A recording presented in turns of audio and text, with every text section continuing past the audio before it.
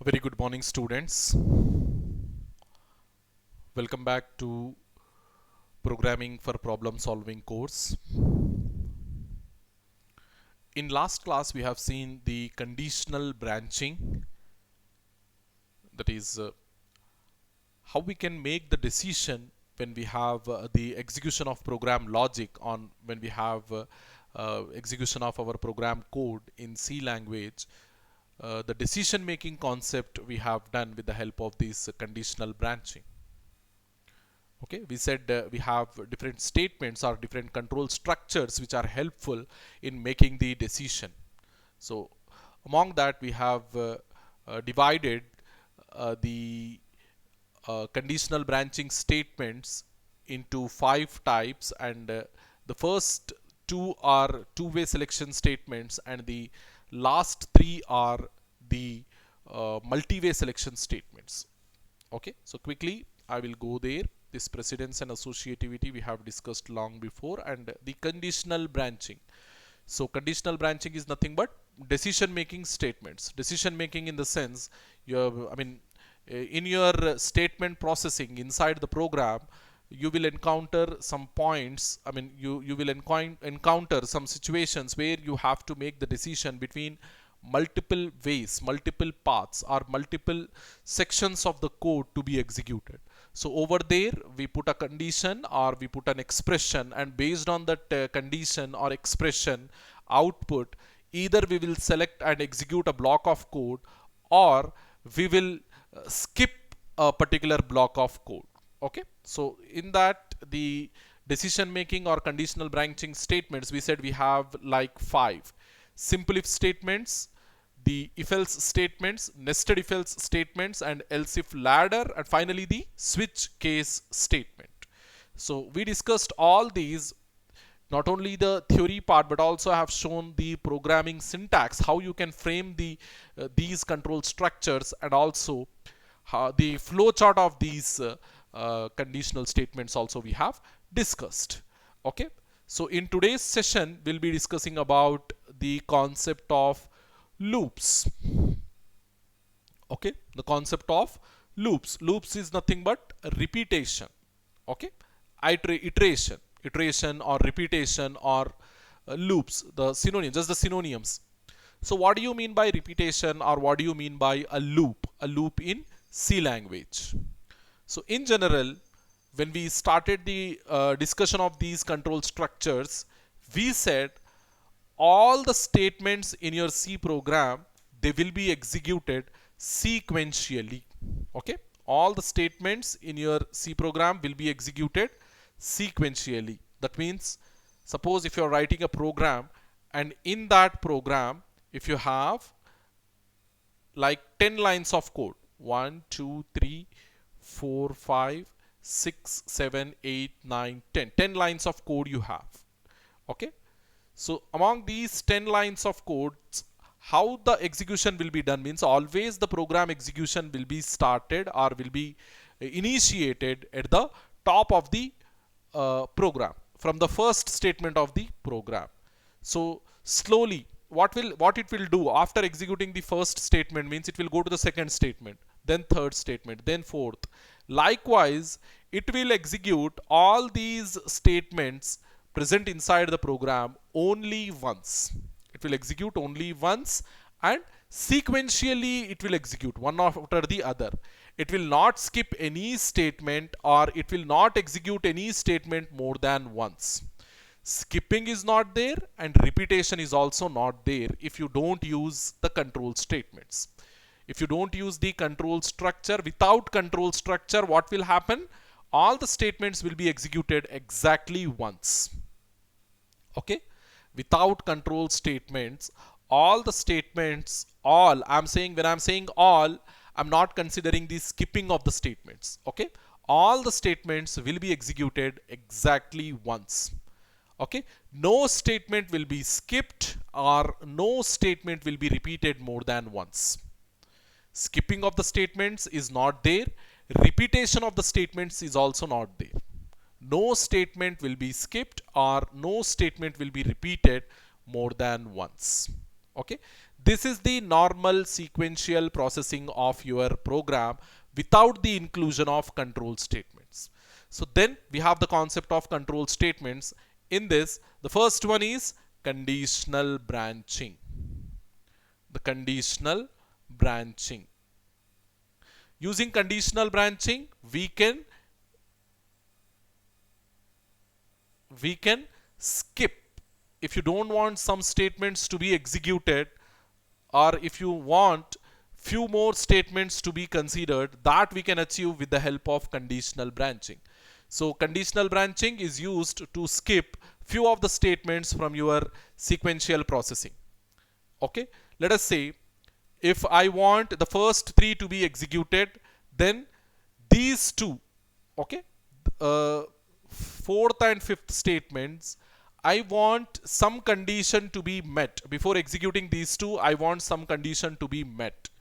Okay, only if that condition is true, I want to execute these two statements. If that condition is false, I want to skip these two statements. So how I can do this one means with the help of conditional branching statements, that is if statement. With the help of if statement, I can achieve this one.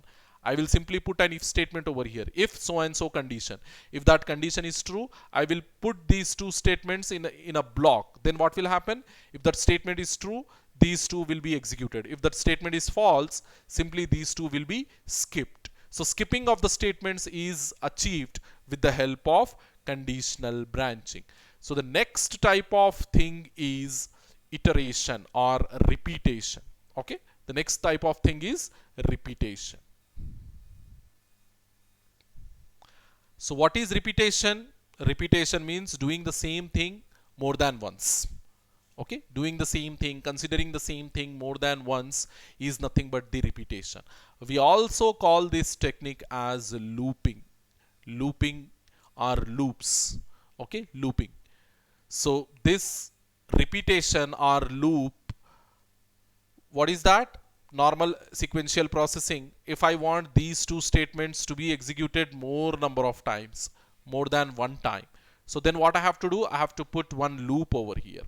Loop here I will put, and loop I need to put inside the loop, I need to put some condition. So as long as that condition is true, the same loop will be executed. Okay, as long as that condition is true, the same loop will be executed more than once. If the condition fails, simply the control will come out of this loop. Okay, the control will come out of the loop.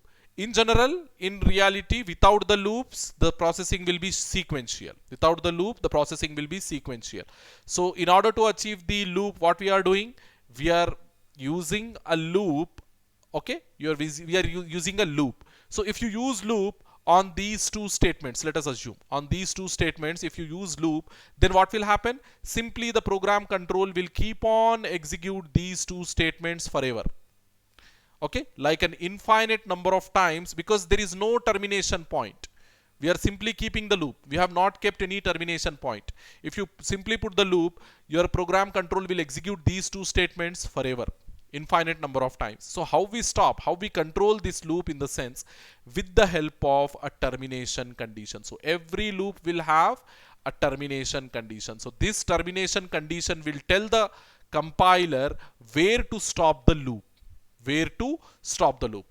Inside a loop, the statements will be executed forever, and by seeing this termination condition, or by keeping this termination condition, we are telling the compiler to stop after some finite number of repetitions. So if you want to repeat the loop 10 times, okay, if you want to execute these statements 10 times, you have to frame this termination condition in such a way that the loop should iterate only 10 number of times. If you want to execute those statements 100 times, then frame the termination condition in that way so that the loop will iterate 100 times. So this is the reality of loops, and this is the concept of loops. In general, sequential flow. If you keep the loop, repetition. If you don't put the termination condition, repetition will be infinite number of times. It will simply enter into the loop and it will not come out. The control will not come out. It will simply keep on execute that statement infinite number of times, forever, we can say. So in order to stop that processing, in order to limit that processing, we need to put one termination condition, and that termination condition will tell the compiler how many times to repeat the loop. Two times, three times, five times, 10 times, 100 times, how many times you want to repeat that loop. Simply frame the proper termination condition so that the loop will terminate after some finite amount of times, finite amount of repetitions, finite amount of iterations. Okay, so this is the concept of loops. Hopefully you understood. So loops are nothing but an approach to repeat set of statements for a specific number of times. What is loops? Loops are nothing but it is an approach to repeat set of statements. So what we do, we put some set of statements inside the loop, okay, and those statements got repeated for how many times? For some specific number of times. When we are saying specific number, there is an exact count. Okay, there is an exact count. For that count number of times, the loop will iterate itself. Okay, every iteration, every repetition in a loop is known as iteration in the programming terminology. We call it as an iteration. One iteration, two iterations, three iterations, first iteration, second iteration, third iteration. Likewise, every repetition process, every repetition we call it as an iteration in programming terminology. Okay, then the real power of computers is the ability to repeat an approach. Okay, whatever approach, whatever operation, whatever transactions you are doing inside a computer, if it is not doing repeatedly, we don't need computers in our real time. Why we need computers means because a computer will do the same job again and again without getting irritated. So if you tell the same job to a person, morning to evening, same job if a person has to do, what will happen? One day, 2 day, it will not, he will not show any what we call irritation, or he will not show any hesitation. But when it comes to the repetition process for a prolonged amount of time, he will get irritated. Isn't it? Definitely he will get irritated. But your computer, it will not do like that. Even if you program a computer to do the same job for its entire lifespan, it will do without any irritation. Okay, that is the advantage. So the real power of computers is the ability to do the repeated work. Okay, this repetition is called the looping process in computer terminology. It is one of the basic structured programming concept. So being a structured programming, your C language should support loops, because loops, it is the basic concept in structured programming. Okay, so definitely there is a support in C language for loops. So here I explained that one. So this is after completing the concept. If you apply the loop, again the control will come back and repeat the same thing. Okay, so this is an infinite series of actions. So this loop, it is an infinite loop. What it is doing, it is keep on executing the same thing again and again for an infinite number of times. Forever it is executing the same thing. Okay, so how we can terminate this one means simply put a proper termination condition on it. So we need to put the termination condition over here so that the loop will terminate after executing these set of statements for a finite number of times. Okay, the basic loop concept is shown in this figure, and I have explained that one. Without the termination condition, it is an infinite loop. After keeping the termination condition, it is an finite loop. Simply remember, infinite loop means it will never end. It will never end. It will keep on execute the same thing forever. Okay, but a finite loop means it will terminate after some specific number of iterations. Okay, that is the difference between a finite loop and an infinite loop. Okay, if there is no termination point, here you can see, if there is no termination point specified, the loop will iterate for infinite number of times. This thing is very, very important. Okay, each loop must have an expression that determines the termination point. Termination point is nothing but your termination condition. Okay, your termination condition. So this termination point, every loop must have a termination point, must have a termination condition, so that it will stop after some finite number of iterations. If there is no termination point specified, the loop will enter into infinity. Okay, the loop will iterate infinite number of times. Okay, finite loop, infinite loop, I have explained. Then loops in C are broadly categorized into two types. Okay, that is pre-test loops and post-test loops. Pre-test loops and post-test loops. Only two types of loops we have. In pre-test loop, we said in every loop, in order to terminate the loop, after some finite number of iterations, in order to terminate the loop, what we need? We need termination condition. We need termination condition. That termination condition, if you are checking before the body of the loop, so this is the body of the loop. Whatever action, whatever statements you want to put, those things you have to put within the body of the loop. So this is the body of the loop. Okay, if you put the termination condition before the body of the loop, as I did over here, then this sort of thing will called as pre-test, because before entering into the body, we are applying the testing. We are applying the condition testing. So this sort of loops, we call them as pre-test loops. Okay, we call them as pre-test loops. And another form, that is post-test, exactly opposite to that one, we put this termination condition after the loop body. So over here, this is my loop body, and I am keeping the termination condition after the loop body. So this is post-test loop, pre-test loop and post-test loop. This is the pre-test loop and this is the post-test loop. Remember this one. Okay, this categorization is an important part in your loops concept, pre-test loops and post-test loops. We will discuss one by one. So every loop will have, see these things, every loop will have three things. The first one is initialization, then updation, then termination condition. So first we will discuss the initialization and updation. So from where the loop should start, I mean from what point the loop should start, that we will indicate using this initialization. Okay, every loop will have this initialization part where the counter which is helpful in a loop will be initialized. Okay, generally what we do in the initialization part means the counter, whatever counter we are using in order to iterate within the loop, we are using, we are initializing that one over here. In the updation, we will update the counter. So the main entity which controls the complete loop functioning is the termination condition, which specifies when the loop will terminate, and failing which the loop will enter into an infinite number of iterations. This is the main entity. The termination condition is the main entity. Hence, there is a need to do some change in the condition so as to meet the termination point. So if you are maintaining the initialization same as you did, then what will happen? The loop will enter again into infinity. There must be some change you have to do inside the initialization so that it will meet the termination condition after some point.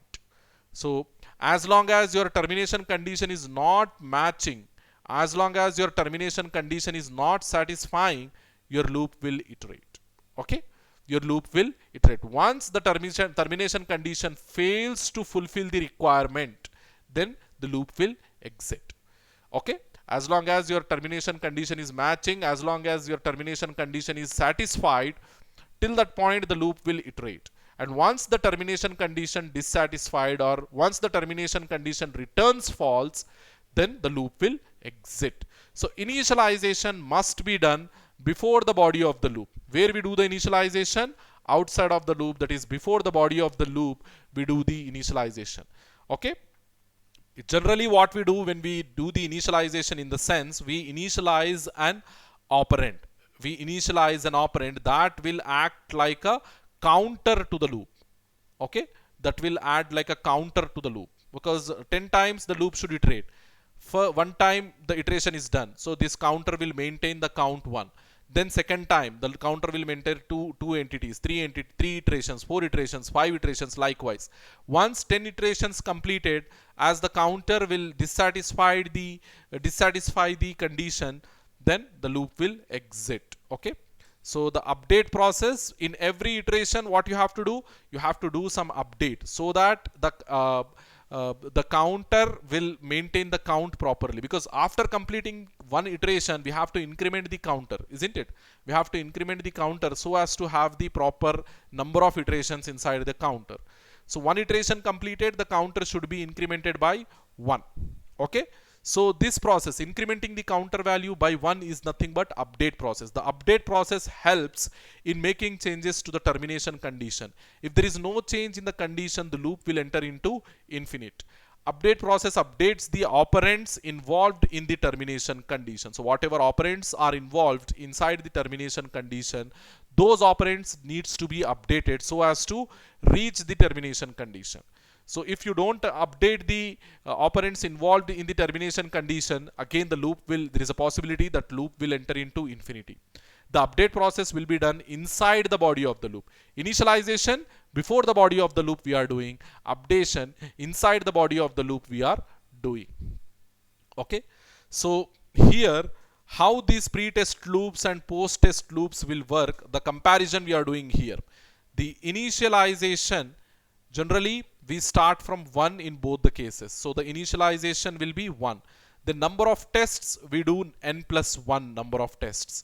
So if you are repeating the pre-test loops n number of times, then how many times the condition will be tested, in the sense n plus 1 number of times. And in post-test loops, if you are repeating the loop for n number of times, then how many times the condition will be tested?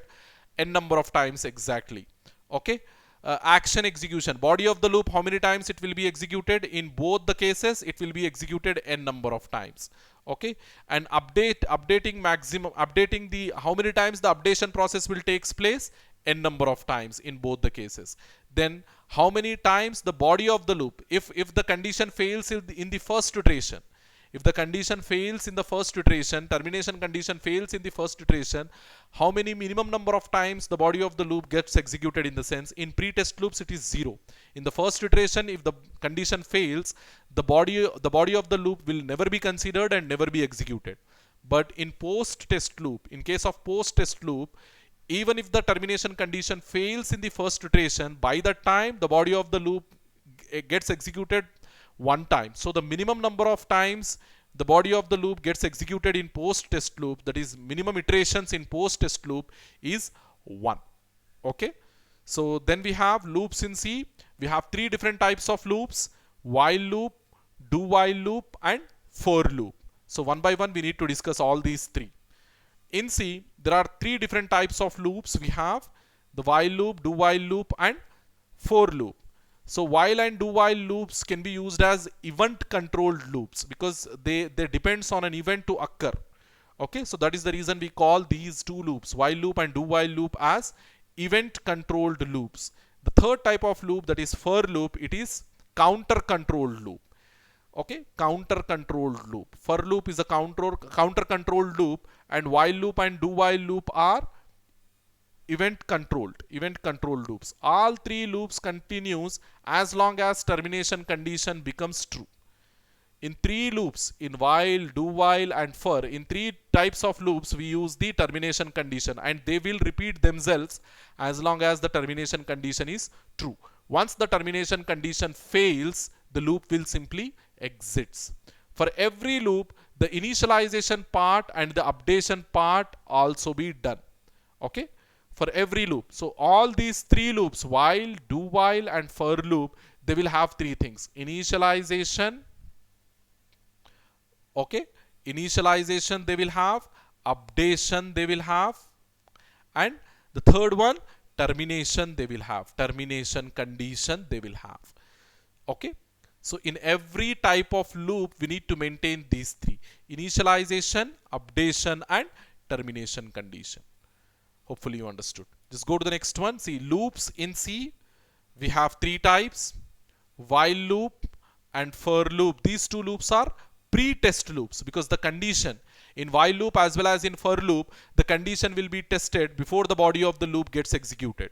So because of that reason we are calling while loop and for loop as pre-test loops. But when it comes to do while loop, it is a post-test loop. Why? Means because the condition in do while loop will be tested after the body of the loop. Okay, so while loop, first we are starting with while loop. The keyword while is used in order to frame the while loop. The while loop is a pre-test loop. Okay, it uses an condition, okay, termination condition inside the while loop, and as long as the termination condition is true, the loop will gets executed. The body of the loop gets executed. And once the termination condition becomes false, the loop gets exit. Okay. As it is a pre-test loop, the expression before every iteration of the loop will be tested. Okay. So here you can see the syntax, how we are using. If you have only one statement, no need to use the curly brackets. And if you have statements over here, then must you have to use the curly brackets. Okay. So if you have statements, yani if you have more than one statement, then definitely you need to use the curly brackets. If there is no yes, if you have only one statement, no need to use these curly brackets. Understand it like this. So the keyword while is used to frame the while loop. So before the loop starts, we should do the initialization. Okay. And within the body of the loop, we must do, after executing the statements, we must do the updation. Okay. First the initialization will be done. Then the control will come over here at the expression and it will check the expression. If it is true, it will get into the body and it will execute the statements and it will do the updation. After updation, once again it will come back to the expression, because after updation there are changes in the expression, isn't it? Expression only we are updating, or the operands which are involving inside this expression we are updating over here. Once the updation has been done, again the counter will come to this expression and checks the expression whether it is true or false. Once again, if it is true, once again it will go to the statements and update the operands, come back. And if the expression fails, okay, then it will simply exits. It will come out of the loop and execute whatever statements we have after the loop. Whatever statements we have after the body of the loop, those things it will execute. Here you can see that one. As long as the expression is true, it is going for the statements and going back to the expression. So as long as the expression is true, it will follow this path. Okay. Once the statement, once the expression is false, it will exit like this. It is coming out. Okay. This is, you have to remember. And one more important thing here, at the end of the while loop, when you are framing, there is no semicolon. As I said, all the control structure except do while, all the control structures except do while loop, we are not going to have semicolon at the end. No semicolon will be used at the end in in all the control structures. Okay. So yeah, these things we discussed, we have to demonstrate one program. Then the do while loop, it is a post test loop. The keyword do followed by while is used in order to frame the do while loop. The syntax and all we will see in our next slide. And it is a post test loops. Okay. Like while loop, do while also uses an expression to control the loop. It is also going to have a termination condition. Based on the termination condition result only, the body of the loop, body of the do while loop gets executed. If the termination condition returns true, then the body of the do while loop will be executed. And if the termination condition returns false, the body of the loop do while loop will be exited. Okay. It tests the condition after the execution of the body. So first it will execute the body at least once and then it will test the condition. That is the reason why even if the termination condition fails in the first iteration, by the time it has already executed the body of the loop. So the minimum number of times that the body gets executed in do while loop is 1, at least 1. Okay, the body of the loop must contain one and only one statement. It is a rule. It is a standard rule for all the control structures. The body should contain only one statement. And if you have more than one statements, what we do? We will group them, will make them as a compound statement. Okay, by using curly brackets. So this is the syntax you can see over here. Do followed by statement. If you have only one statement, no need of curly brackets. If you have statements, put curly brackets here and here like this. Okay. So while keyword followed by the termination condition, and here you can see the semicolon at the end. Only the do while loop will have the semicolon at the end. Rest of all control structures, they don't have any semicolon at the end. So inside the do while loop, what we need to do before the do while, we need to do the initialization. And inside the body, along with the statements, we must have to do the updation. Okay. So first it will get into, executes the body at least once, then check, do the updation and go to the go to the expression. If the expression true, then again it will go to the next iteration. If the expression false, it will exit. So here you can see statements, it is executing first of all, then it is going for the expression. If the expression is true, again it is going back and executing the statements. If the expression false, it is exiting. So likewise the do while loop will work. Okay, unlike other looping statements in C language, a semicolon is required at the end of the do while statement. Okay, we need to put a semicolon at the end of do while. Okay, then the last one, the for loop, we have the for loop statement. It is also a pre-test statement, pre-test loop statement. It tests the condition in each iteration of the body gets executed. Okay, it tests the condition in each iteration. If the condition is true, only it will go to the body, and if the condition is false, it will exit. Generally, the for loop contains 3 expressions. Unlike the previous loops, classic loops, there we are doing the initialization before the loop, updation within the loop, and only the condition we are keeping when you are using the keyword of the loop. But in case of for loop, all 3 things, that is updation, that is initialization and condition, we will put all these 3 things together when you write the keyword for. Okay, the body of the loop must contain one and only one statement. Here also that rule, if you have more number of statements, just use the curly brackets to group those statements. So here you can see for loop, for keyword, followed by the expression 1. This expression 1 is nothing but your initialization. Then expression 2 is nothing but updation. Then expression 3 is nothing but your expression 2 is nothing but condition, and expression 3 is nothing but updation. So that this is how we write the for loop. For followed by the initialization. We do initialization, that is required for a loop to terminate. So then condition, semicolon, then updation, and at the end we close it and we put the body of the loop 1 2 3 like this. Hopefully you understood. Not that the semicolon is required at the end, but when you are separating these statements, you need a semicolon in between. At the end we are not keeping the semicolon, but in between these expressions, expression 1, expression 2, expression 3, we need semicolons. Hopefully you understood this thing. So the nesting of loops and other thing we have, it is very simple.